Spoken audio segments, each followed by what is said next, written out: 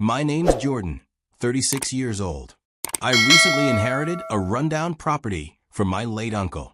It wasn't much, a boarded-up house, overgrown yard, and some sheds full of rusted tools.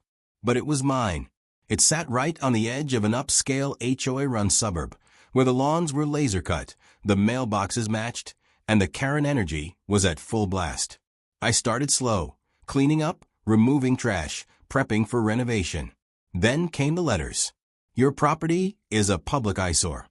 You're lowering our home values. Remove that ugly shed immediately. Final notice. I tried explaining. This land isn't part of your HOA. You have no say here. But they didn't listen. One morning, I showed up, and my shed was gone, bulldozed. My fencing? Torn down. Even my tools and materials were hauled off like trash.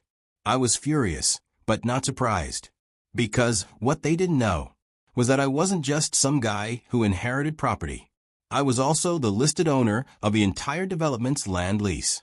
You see, before this HOA was even formed, my uncle made a smart move.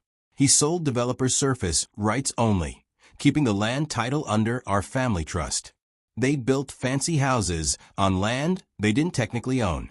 And now, that lease was up for renewal. So I hired a lawyer. Quietly, I filed for breach of property, illegal demolition, trespassing, and voided the lease renewal. Within 30 days, the HOA faced lawsuits. Homeowners received eviction warnings. Banks froze funding on 12 pending property sales. And Karen? Well, she finally asked to speak to the real owner. I walked into the meeting wearing work boots and a dusty hoodie and said, "That ugly shed you tore down? That was mine, just like the land under your homes." Her face went pale. They begged to settle. I agreed. For $4.5 million and full HOA dissolution. Now I'm rebuilding on my terms. Same land. New legacy. And every time I walk past their once perfect lawns, I smile. Because they thought I was a problem to bulldoze. But I was the foundation under their feet.